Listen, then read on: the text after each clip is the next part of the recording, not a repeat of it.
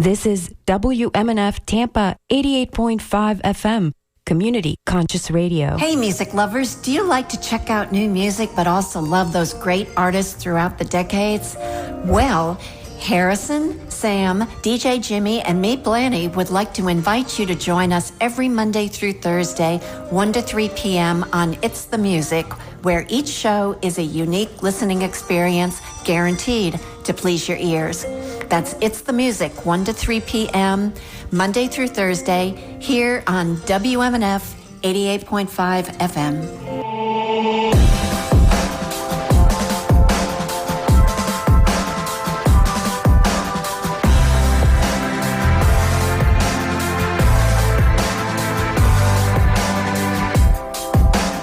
Thank you for joining me here on WMNF Radio 88.5 FM. This is the public affairs program called Community Speaks, and I'm your host, Patro Mobili. Venezuela, temporary protected status, and how the states are passing a lot of immigration laws, and also global warming and the long, hot summer. You are locked in to Community Speaks here on WMNF Radio, the station that is here because you are there. We have been your companion through pandemics, heat waves, uprisings, and the voice of reason at a time of political destabilization. And one of our best weapons at a time people profit from misinformation and distortions of facts has been our news and public affairs department, our award-winning department. And Chris Young is one of our news reporters on our updates called The Scoop and anchors the news. He came to WMNF, it seems, just a short time ago, and already he is moving on to chase his dreams. He had a standing invite to Community Speaks, but he always looks so busy working in the newsroom. So now we get to sit down with Chris Young today for, I suppose we call it an exit interview.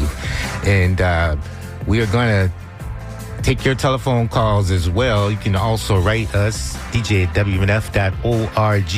You can call me 813-239-9663 as we talk to you about all of these issues. We come to you with Community Speaks every Monday to get the week started off and get the news going.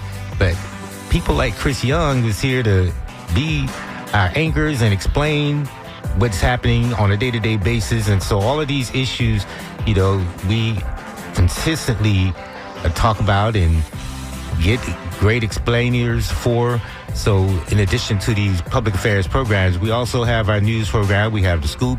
And so WMNF is a one-stop shop for fighting against the misinformation and the distortions that we are always seeing. And of course, today we're going to continue to do that. But also, as I said, we're going to talk about some of these other issues, especially around the issue of the environment. There's a lot to talk about, as always. So join us. Get on the telephone and call us and write us. You can write DJ at WMNF.org. Matt stands ready to take your telephone calls, and we'll read your emails on the air. But we're going to sit down and talk with Chris Young to start things off today here on Community Speaks. This is an opportunity to invite this voice, what I call the voice of reason, here to Community Speaks. So thank you, Chris, for joining me here on the radio today. Thanks so much, Mobili. I'm so excited to be here. Yeah. I sit right across from the studio, and I always see you in the studio, and I hear you, but it's cool to be on the other side of the glass on the mic talking. Yeah. And as I said, you know, you're going to be going away. So, yes. Where are you going? I'm going to be moving to Miami, actually, to work for WLRN, which is the NPR station down there. Oh. I'm going to be a producer for the South Florida Roundup, which is their hour-long news and public affairs show, kind of like this one, where they just talk about what's going on in South Florida. So I'm looking forward to that. Okay, so we can hear it? As we go online. Yes, actually, you won't be hearing me, but you will. I'll be behind the scenes a little bit more. I'll be producing it, so I might do a little reporting here and there, but I'll mainly be a producer for that show. Oh, okay. So you haven't been here that long. When did you come? I actually have been here for almost 3.5 years. Okay. I started February 2023. Yes. That's when I started. Moved from Jacksonville. Yes, correct. So I'm a lifelong Floridian, but Tampa is also kind of my second home. I went to the University of Tampa, graduated in 22, started here in 23. So it's been a long ride. This was my first full-time job, and shout out to WMNF. You started out as a North Floridian, then you came to Central Florida, and now you're going down to South Florida. Exactly. I'm slowly making my way down the state. Yes. Well, so you suppose you got to see the differences. Exactly. But also probably the similarities on the issues across the state. Yeah. I mean, it was interesting coming from North Florida to Central Florida. I'd like to say Tampa is kind of like a compact and cleaner version of Jacksonville. That's what I've noticed. Okay, but, we'll take it. Yeah, exactly. But I've only been to Miami once, but I know that that's a completely different. I mean, people say there's Florida and then there's Miami. It's a completely different place. So I'm looking forward to that. And I'm also looking forward to seeing whether the Tampa Cuban sandwich is better than the Miami Cuban sandwich and settling that debate. That is the debate. That is the major Florida debate. But what challenges do you think you faced scooping the stories here in Florida? What issues stood out? What issues stood out as far as like issues in Florida? Yeah. Resonated with you? Yeah. I would say all of the climate issues. I know that's something that we've been reporting on a lot in the newsroom. And Florida especially is hit you can just step outside and it feels like you're like enveloped in heat and humidity. Obviously, Florida has these issues, but they're just being amplified. And it seems like every single summer we hit a new record. So I think just covering climate change, what that means for America, what that means specifically for Florida, sometimes what that means specifically for Tampa. I know I did a story about heat zones specifically in Tampa in places that are unfairly, for not just like environmental reasons, but like, systemic racism and stuff like that, being hit harder by the heat than other areas. So I think that issue is probably the biggest one, not just as a reporter for me, but also as a Floridian. Well, how do you think we as a state are really dealing with the political fallout from all of it? Do you think in your coverage, do you think the citizenry or the representatives of the state are on the same page as the citizenry? That's a good question. I remember my first year here, I did a story talking to a college professor who had done a survey about whether climate change was still a partisan issue. And it still very much is, but you can see that, people from both sides are saying, hey, this is a problem. I don't know if we've made as much progress as we probably should have made by this time, but it seems like people are realizing that it is a problem that needs to be fixed. Yeah, because, I asked that because it seems like when I first moved to Florida, not from Florida, but when I first moved here, it was a third rail of politics. Yeah. And so you couldn't win or run, but it seems like since I've been here, I've seen the Environmental Protection Agency weakened. And so I'm just wondering, was that something that we just didn't notice as the political parties turned from a purple state to a red state? Did that diminish the environmental issue? I'm not quite sure about that from my own personal experience. I can just say growing up in Florida, it's never been as hot as it is right now, ever. Like I do not remember this type of heat. So, but it's a tough situation. I don't know if we're moving as quickly as some may say that we should, but All right. Well, we're talking to Chris Young. This is his exit interview, and it's just really amazing. Glad that you were able to join us. You can call and talk to Chris yourself as well. 813-239-9663. This is Community Speaks. I'm your host, Patrick Mabili, sitting down with Chris Young, just getting a lay of the land of what his experience has been. And I know that we have some awards on the wall out there. Tell us about that. We do, and they were earned by our great news team. Just a variety of awards. The Green Eye Shades Awards, I think, was probably the coolest one that we won. First place, it's a regional award, so not just Florida, it's the whole Southeast region. Cool. And me, our news director, Sean Canan, and one of our former interns, Kylie Petrasic, won first place for The Scoop, which is our 5-minute podcast, which airs between our news and public affairs and music programming, and also gets posted online on Spotify, Apple Music, Apple Podcast, I believe. Check it out. And it's kind of just a 5-minute summary of the top stories that we played. Some of them are from other stations in the state, but a lot of them are from our interns and from our reporters, and sometimes from our assistant news director and news director. So I think that was the coolest. Winning first place for that was great. We also got some other accolades from the Sunshine State Awards for various reporting, and we recently were named as finalists for the Sunshine State Awards this year.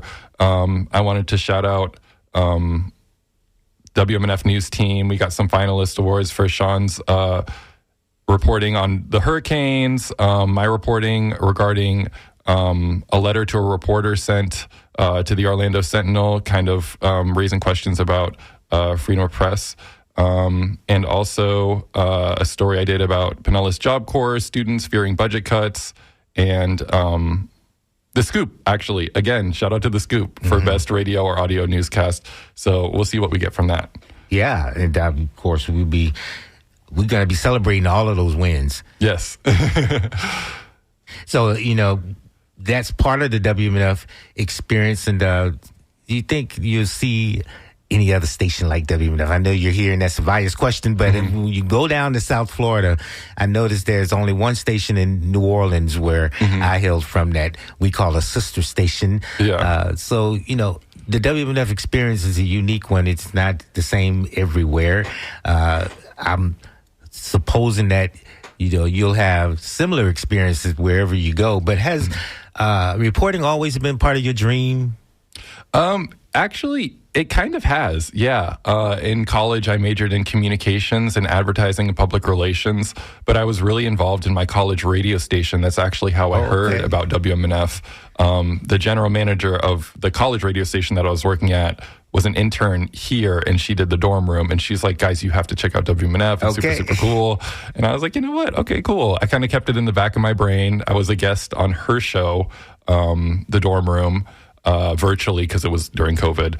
And then after I graduated, I kind of saw that, the station that I was guest hosting on, or a guest on, is hiring for a reporter. Applied, and the rest is is history. It sounds kind of corny, but the rest is history. But going back to your question, WMNF is very, very unique. I know there's not a station like it in Jacksonville. I'm curious to see. I know that there's WSLR in Sarasota, I believe it's called. But other than that, I haven't really seen any other stations that do what we do. So it's definitely going to be missed, and I will be tuning in from South Florida. Okay, but certainly that's going to be cool because one of the things I noticed about the station in New Orleans, there's no news department, so there was nothing for me to do. I started spinning records. Of course, nice. I could do that as well. But do you have any political ambitions? Yes, I'm running for governor. Just kidding.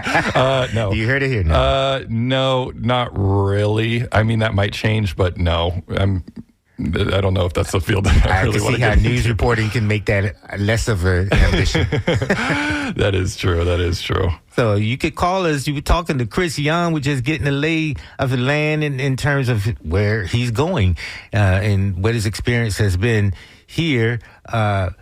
You can call me 813-239-9663, 813-239-9663. You can also write DJ at WMNF.org. I'll be glad to read your question or comment to Chris so we can continue to talk about some of the issues that, we have been covering. And as we have talked earlier, Chris, I know that the environment is one of those issues. Right now, we're seeing some stories that we're going to talk. I'm sure we're going to hear more about today about the heat wave in Europe and the eastern United States. When you look at how we've dealt with the extreme storms, especially as we are now in hurricane season, how do you think we've fared in terms of a state responding to these extremes and weathers and the calamity in the climate, the global warming? How do you think when you cover these stories, do you think that, and I may have asked this earlier, is there the same level of concern in terms of our leaders of this state and of this country? Or are we just losing ground on that? Because it seems like we're not really responding correctly to the extremes in the weather. That is actually a very good question. I think that, and it's a tough question too, give me 1 second. I think that during the 2024 season, which was historic, as everybody knows, I think the response to that from the state and federal government on a micro level, as far as making sure that people's homes were repaired, making sure that funds were going to cities in the state, obviously, for those repairs, making sure that people kind of built back up afterwards. I would say personally, from what I've reported on and what I've seen, I'd say that was, and some might argue with this, I'd say that was pretty swift as far as managing those specific storms and having people, build back up their homes. I'd say on a macro level, though, I think a lot of activists that I've talked to have said, okay, well, we need to start looking at why these storms keep happening, why these extreme weather events keep happening. Right. And we need to kind of try to do everything we can as humanly possible to make sure that it doesn't happen again. Because, people were raising awareness about, like climate change and how that's been affecting the intensity of these storms, about how we've been seeing more and more intense storms. So I think on that level, I think some may argue that there's still more to be done. I think sometimes people may say that we're not looking at the big picture of why these extreme weather events keep happening and how we can make sure that they not stop, but at least we can reduce the severity. Right. Are we connecting the dots? Because I noticed, there have been activists, even in-house, who have tried to bring together conferences, and you've attended them. You've covered them. Walter Smith, for instance, talks about this issue, and you covered it. And so, that's another thing that I praise you for, that you have been on the story. And I'm just wondering, are we connecting the dots in terms of what activists are saying and what the response is in terms of policy? I think the activists would probably say no. I feel like they're still, out there like advocating for, NOAA recently got cuts, and people are saying, wow, we're seeing more and more intense hurricanes. Why are we cutting the service that is going to tell us about these hurricanes? You know what I mean? So I think if you were to ask a lot of the activists and organizations that I've spoken to, they'd say that the dots aren't being connected as far as state government and federal government actually doing something about what they call this crisis. Arch, it seems like you're right. And I'll probably have to concur that the activists don't think that the politicians are really responding correctly, because you see I see the connection between, for instance, the extremes in climate and the data centers and the rise in inflation in terms of how households are going to have to deal with higher costs in order to make these data centers work. And then you have a governor who's saying on the one hand in private that he hates the data centers, but on the other hand, he's given a tax break to them. So he's trying to play both sides of the field. And I think that's irresponsible. But the idea that we connect the extremes in the environment and the disconnect with politicians and the inflation is probably maybe opening people's eyes to all of the issues that are left uncared for, not really being processed correctly, because there are people who are paid to be misinformed or to misinform us. And so, I think that when we continue to talk about these issues, we have to talk about all of the issues that are implied, the implications for inflation and the data centers. And going forward, how do you think we can do a better job at reporting on all of this? That's a good question. And it's a hard one. I think Honestly, specifically for WMNF, I think just to continue to do what we're doing. You know what I mean? Yeah. To continue to talk to those voices who are trying to make these things heard, to continue to talk to those people who are saying, hey, maybe this isn't right. These continue to talk to these like grassroots organizations, coalitions like put together by the people, and continue to air those voices. Yeah. Yeah. Well, I do want to hear from you, 813-239-9663. I don't want to keep Chris too long, but I do want to know if you have any questions for Chris Young as he is on his way out. But I know you got work to do. Yes, I do. But you know what? This has been great. Thanks so much for inviting me on, Mavili. I'm going to miss, obviously, the station, Community Speaks, and everybody. Yeah, and you guys. I'm just glad that I finally had a time, an opportunity to sit down and really try to get to know you as you're heading out the door. All right. Thank you so much. So thank you, Chris. Thank you for sitting in with me. And good luck wherever you go. Thank you. That was a conversation with Chris Young.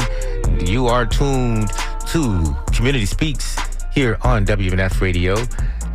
We're going to continue to talk about these issues. Probably not fair to put all those issues to Chris, so I'm going to put them to you. 813-239-9663. As I said, it seems we are having a heat wave, and Europe's record heat has overwhelmed the mortuary, and those morticians are struggling to find space for the bodies. France recorded over 1,000 additional deaths last week in the United States. A heat wave and a high humidity is expected to blast much of the East Coast this week. And so we not only expect more ferocious storms during this hurricane season, but under this federal regime that has cut back funding for disaster response is also cause for concern. And of course, starting a war in Iran with no end in sight adds to the potential for real calamity. And the oil prices continuing to go up as that disruption to the global markets, oil markets, is causing real pain at the pump for you and me, for those who have cars or don't have a hybrid. So in this maelstrom, the threat of inflation is coupling with the potential for increased homelessness. As I said, POTUS has refused to sign that proposed housing bill into law. And of course, we need to connect those dots and continue to figure out how we should be responding, because what we have to know is the biggest wild card is you, the voter. You'll have an opportunity to make things right and better as we continue to put our voices at the ballot box. And you can continue to call us, 813. You could also write me. And I see now that Chris has some emails here that I can share with him as we go forward. And we see there's some congratulations for Chris, so thank you for that. And we're gonna continue to check those emails and read your emails so that Chris can hear. I'll share them with Chris as we go forward, but you can call me, 813-239-9663. You're tuned to Community Speaks. I'm going to talk about some of these other issues, the immigration issue, the temporary protected status, but we're going to continue to talk about this heat wave, especially right here on the East Coast of the United States, and this high humidity. And right here in the hurricane season, we're, of course, on the lookout for the ferocious storms this year. But you can call me, 813-239-9663. We'll go to Palm Harbor and speak with Dan and see what Dan has to say today here on Community Speaks. Thank you for being the first caller today, Dan, here at the Community Speaks. Hey, Mobley, can you hear me? Yes, sir. Oh, okay, great, because I didn't know whether I should turn my radio down. Yeah. So one of the big picture items is that there's a whole new theory that our whole solar system is going through an area that's called the the local bubble, and that coincides with our temperature reaching a static place. So they think now that because where our whole solar system is going through in space, we are less likely to be, getting another ice age anytime soon, because there's a whole other 10,000 years going through this space where there's no ice. There's space is cold, and there's lots of ice clouds that we're supposed to be going through, but we don't do that anymore.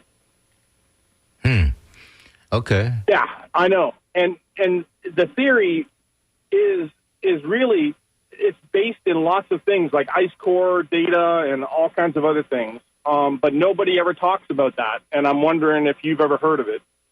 No, I haven't. I don't think I have. I think just by your explaining it, it sounds vaguely familiar, because I do know about what they call the low density cavity in space. And so talk about something that started out over 5 million years ago. And so correct. It's the sun's path. So you do know about it, that space is actually from a couple different supernova that went off. Right. Literally cleared out. Right, exactly. So the other interesting thing about that is that when the heliosphere is got nothing to bounce into, the sun is going to be baking us for another 10,000 years. So it's one of those kind of things where there's not much we can do. There is. I mean, if we can lower the emissions and stuff, it's going to slow down global warming, and it's going to slow down the glaciers melting, but they're still going to all melt. Oh. So you're saying, because I'm looking at what you're saying, there's the journey and then there's the center. You're saying we're in the center currently? Yeah, we're basically almost directly in the center of what's called the local bubble. Yeah. Wow. So that could contribute to. Oh, it definitely is going to contribute to it, because it's just basically when you're out in the desert and there's no clouds, it's just going to be baking us for another 10,000 years. So, but that doesn't suggest that there isn't human activity that is not contributing to global warming. I agree. I just think that if they could confirm or deny that kind of a theory, then we know what we're dealing with. You know what I mean? A few degrees here and there isn't going to really make a big difference over 10,000 years, if you're following me. No, but in the meantime, just there's this number of 1.5 degrees is what we need to stay within before we go into a period. I guess, as NASA has already suggested, it was because of the industrial revolution that has really led to all of that is correct. But if you go back 10,000 years, where we first initially went into the local bubble, there's something that's called the younger dryas. Do you know about that? Okay, so that was a time period where we were hitting lots of asteroids and meteorites and comets and all that sort of stuff. And the reason was because how the local bubble was created, all of that was pushed to the edge. And so we were going through a cloud of stuff that was hitting us, including ice and all that sort of stuff. That's why it got cold for 1,000 years, and then it went right into a warming trend that has lasted for 10,000 years.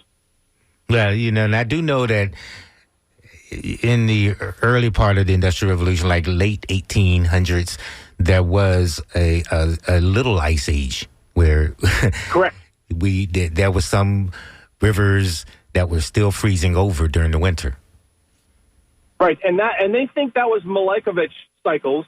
Maybe I said that wrong, but the Milankovitch cycles are what they originally thought was what caused ice ages. But now with this new theory about our whole solar system going through ice clouds, and if you look at the rest of the galaxy, there's nothing but ice clouds and really, really cold things that they have definitely measured out in space.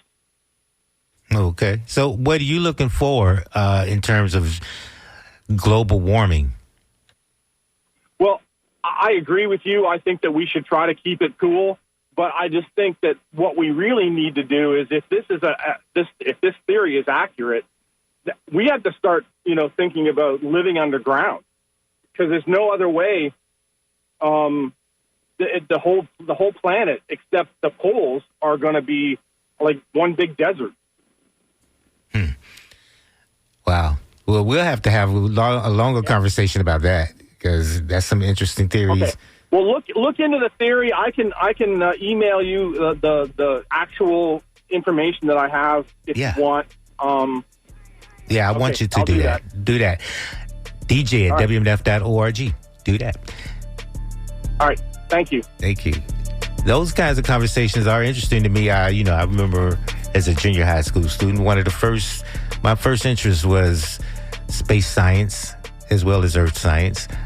When I took Spanish in the 7th grade, the teacher asked us to write something in English that we were going to translate to Spanish, and I was going to write about space and time. So that's an important dot to connect when we talk about global warming, and it's important that we continue to try to bring as much understanding as we possibly can to these issues. 813-239-9663, 813-239-9663. And so we were talking about global warming and just the ferocity in the environment, and whether or not our politicians know what to do in terms of responding to that. And I'm going to also talk more about some of these immigration laws, especially the threat to temporary protected status, especially to Venezuela and Haiti at a time when they've faced an earthquake in Venezuela, but Haiti also faced an earthquake back in 2010. And of course, with the political intrigue that has gone on in Haiti and the takeover of the gangs in the streets of Port-au-Prince, much of that country is still not safe for Haitians to return to. So why would you upend temporary protected status for a group that largely benefits from it, Venezuela and Haiti? The third would be El Salvador and Ukraine, and the fifth would be Honduras. So these are countries that benefit from temporary protected status in the United States. And given that earthquakes are related to a lot of what we're seeing happening in the climate, that had been one major reason for offering protected status to people from those two countries. And even at a time when that is still happening, still a crisis, especially in Venezuela today, given that the death toll is over 1,400 right now after an earthquake, and there's no response from the United States, as the United States doesn't seem to be, under this regime, caring about responding to calamitous events. They'll go and engage in regime change, but with no plan. And the whole regime didn't change. And those who are pro-democracy still don't have power in Venezuela. But today, there is no response, no real response to help. And so this country under this regime, this POTUS has done more to hurt and very little to help. And that's something that's cause for concern. We were also talking with Chris Young, and Chris Young is one of our news anchors that is leaving us soon, and people are responding to that conversation. Wishing Chris well. You can continue to do that, 813-239-9663, or you can write DJ at WMNF.org. Patricia Metz says she's going to miss you, Chris, and thought you were one of the best reporters that WMNF had in a long time. Sorry to see you go. Many people are writing to wish Chris well. One person's written said they actually listened on Sunday to WLRN a bit, and we'll be listening to Chris, I'm sure, once he gets down there. And they wish Chris well, the best success in Miami. Said that your radio voice should be on the air, and maybe it will be after you are there for a while. So we'll be looking out for that. You can continue to send accolades to my man Chris Young here if you just write DJ at WMNF.org. But you can write about some of these other issues that we have been talking about. The people Rick has written about King Trump's court, and no King's marches have been happening. I'm sure there are going to be some over this summer because as this country seeks to celebrate its birthday, its emancipation from, or rather its independence from its colonial master Britain at the time, because we didn't want this country and its flag to represent a monarch, but there were still people who were in this country who were nobility and still had respect and ties to the monarchy. So there's a major contradiction in this country. But the flag, they said, was supposed to be a symbol to a message to all tyrants for all time that there are no kings in the United States, and we don't establish a king. Of course, we have a disestablishment of religion. Of course, if we followed the monarchy, we would be following the Church of England. And if not, we don't establish monarchy, nor do we establish a religion in this country. This is supposed to be a free country, but that is still something we have had to continue to work out. And as we're seeing the policies of this POTUS, there are certain people in this country that this country no longer wants to extend rights to. And so that's when we start to talk about the immigration issue, and there are people trying hard to make certain that certain people don't vote, and while at the same time extending the vote to people from countries they love, like South Africa. And that's another issue that we're going to have to talk about, the racial issues, the contrasts and comparison between the United States and South Africa, and why the red carpet is being rolled out for white South Afrikaners and not while we're throwing people of color out of the United States. So that racist policy is something that still does not square well with right-thinking people, with people who believe in human rights.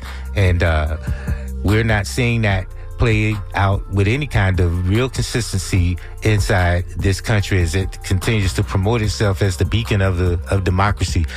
We have a lot to work out, and this POTUS is making it very difficult for us to really have any credibility around the world. 813-239-9663, or you can write DJ at WNF.org. Rudolph, thanks, Chris, for doing a great job and keeping us informed. And you can continue to send accolades, of course, to Chris by writing DJ at WMNF.org. You are tuned to Community Speaks. Got about 15 more minutes left in the program, and we're trying to go over some of these issues that we were talking about, the heat wave and the high humidity, and the immigration issues. So many laws are being passed at the state level when it comes to these immigration issues. And so though immigration enforcement is primarily a federal responsibility, U.S. states have enacted more than 100 laws related to immigration so far this year, and numerous other proposals remain pending in state capitals, mostly in Republican-led states. Those measures generally have aligned with POTUS's agenda to crack down on illegal immigration and deport people who don't have permission to be in the United States. Some states have laws have required local sheriffs to sign cooperative agreements with U.S. Immigration and Customs Enforcement. Others have reinforced eligibility restrictions for public benefits. And still others have directed election clerks to check voter rolls against the federal systemic systematic alien verification for entitlement system in an attempt to flag non-citizens.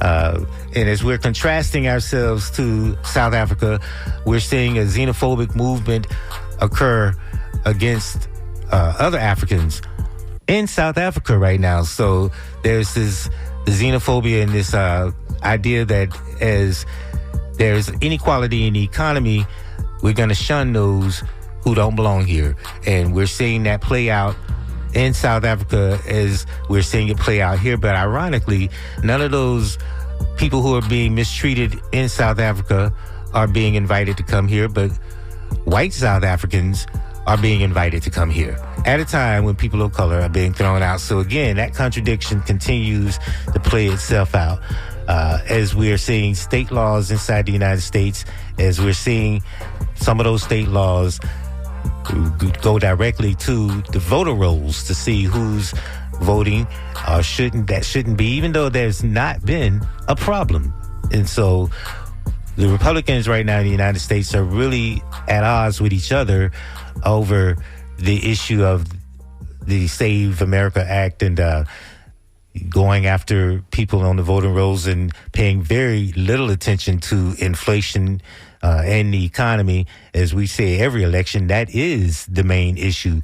But Democratic-led states generally have pushed back against the immigration agenda of this POTUS, and Democratic states have enacted laws banning cooperative pacts with ICE and forbidding some tactics used by federal immigration agents, such as wearing masks.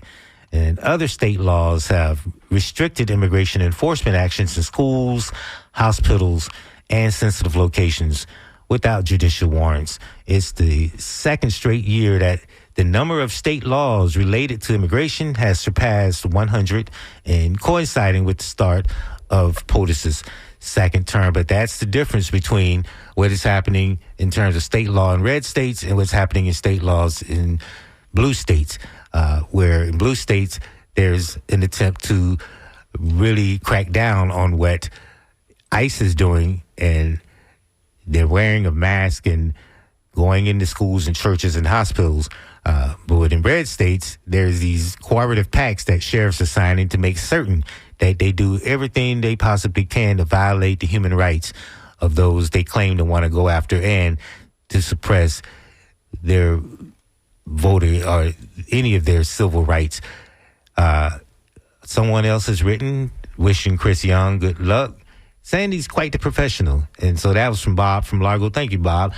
813-239-9663 is the number to call as we are heading to the final few minutes of Community Speaks. I want to hear from as many of you as possible. 813-239-9663 as we're trying to connect the dots on a number of issues, especially as we were talking about the immigration issue, but also with some of the global warming, but the tensions that all of that is having on the economy. So that's a trifecta of issues that we're trying to connect here. 813-239-9663.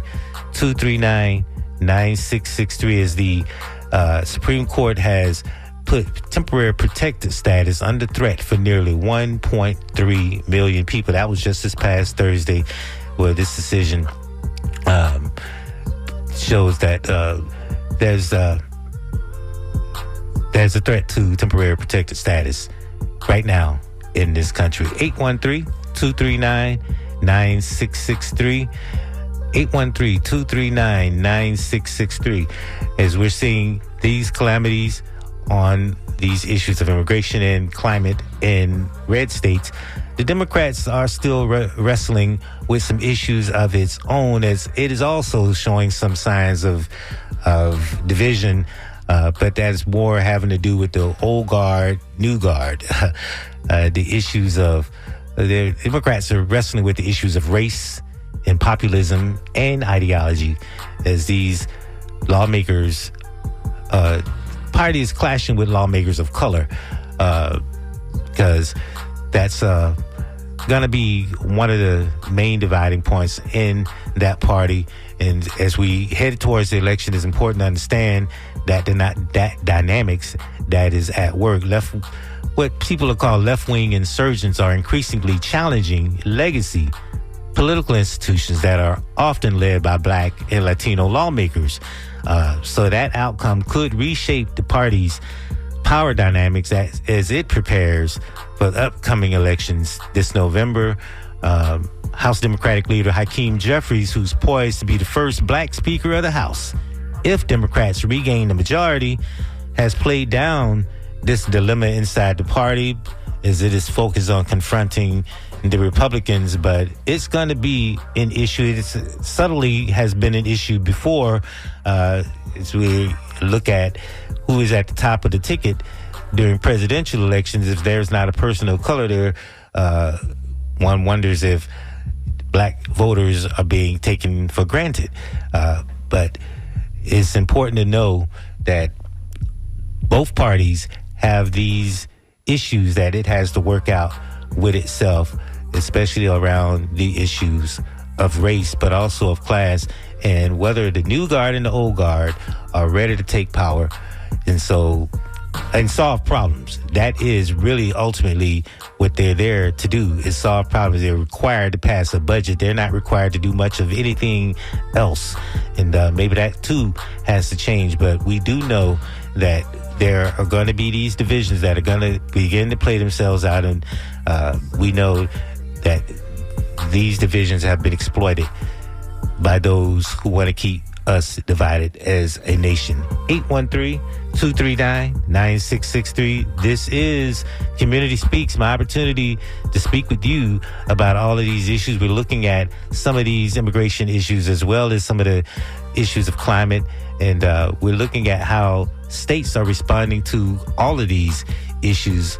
When it comes to immigration, the state of Florida has enacted a law, House Bill 991. It's been signed into law by the governor.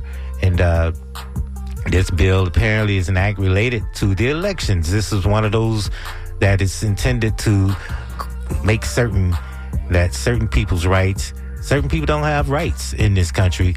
And so there's, even though there's not any evidence of people voting out of turn, and it's being a huge problem of fraud at the voter box, these states, red states like Florida, are still passing these election laws. And so it's revising information. The Uniform Statewide Voter Registration application is designed to elicit from an applicant to include a certain acknowledgement requiring that online voter registration system transmits specified information to the supervisor of elections under specified circumstances, requiring that the applicant's legal status as a United States citizen be recorded in the statewide voter registration system, requiring that if the records of the Department of Highway Safety and Motor Vehicles indicate that an applicant is not a United States citizen or has not provided acceptable evidence of citizenship, the online voter registration system must notify the supervisor of applicant's legal status and transmit the application to the supervisor. It goes on from there.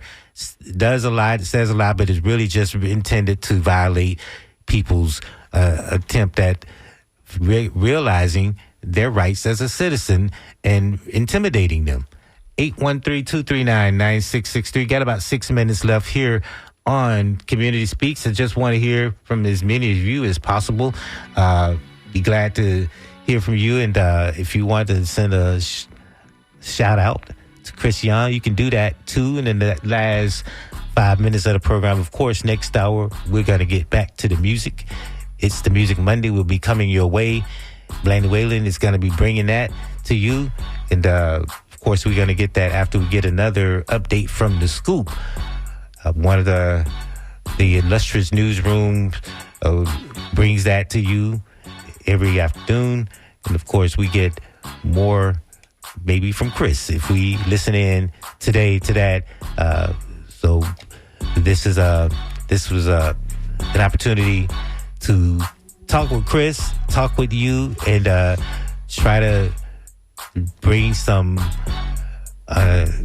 understanding and connect the dots around a trifecta of issues that there is a through line through it all. So it is important that we continue to have these kinds of conversations, and but also bring the explainers so that we'll know what we're going to do politically. We have a lot to work out politically as both parties are grappling with things that could divide them. And of course, when a house is divided, it cannot stand. And that's what a lot of people have been trying to make certain, that we stay divided as a people. And as a result, we're not really able to bring closure to a lot of these issues. And those who pay a lot, those billionaires who pay a lot to make certain that we stay misinformed, continue to do everything they can to do exactly that. But we're going to continue to watch what is happening on all of these fronts, especially as we head into November's election. And we're going to fight against misinformation. We're going to do everything we can to make certain that you understand where we are and what we're dealing with around a lot of these issues. So we're going to continue to do that. You want to make certain you keep tuned to WMNF as we continue to get further into this political system, political season, but also during this summer months, in the hurricane season, the ferocity of the weather, and whether or not your leaders in this state are doing the right thing to address the issues and, of course, the threats, not just to life and limb, but to the economy. And that's why those issues will continue to be on topic here on Community Speaks as we move forward through the year. But that's my time. Stay tuned. Of course, we're going to get back to the music after we get more from the scoop. But this has been great talking to Chris, and great hearing your messages to Chris. You can continue to send them. I'll share them with him. But right now, sit back and let's get a news update, and then we get back to the music. So keep it tuned right here to WMNF Tampa. This has been Community Speaks with your host, Patrick Mabili. Thank you for joining me.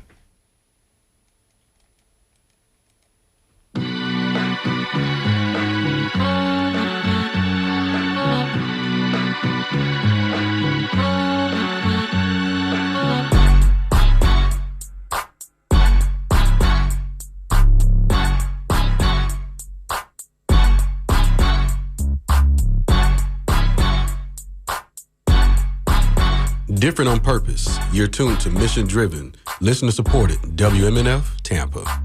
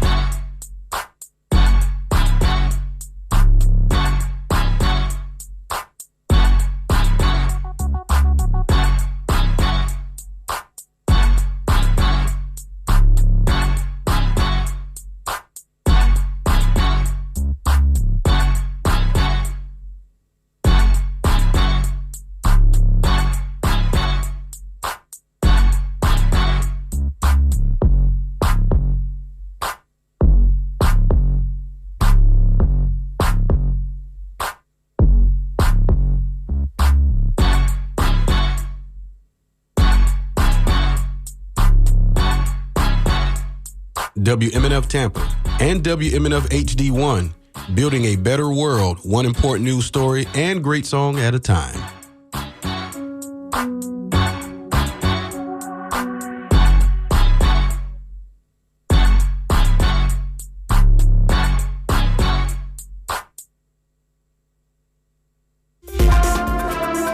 This is The Scoop for Monday.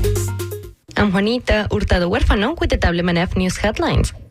In local news, construction is ongoing at the last privately owned parcel of West Tampa's Martí Colón Cemetery. According to the Tampa Bay Times, the construction comes along with public backlash.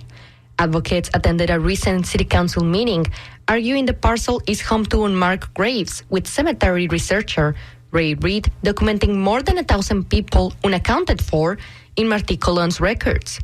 In response to the allegations, city officials said Tampa's code does not forbid construction atop human remains, and state law only applies when remains are discovered. City officials also motioned for city staff to look into purchasing the property or facilitate a land swap. And since the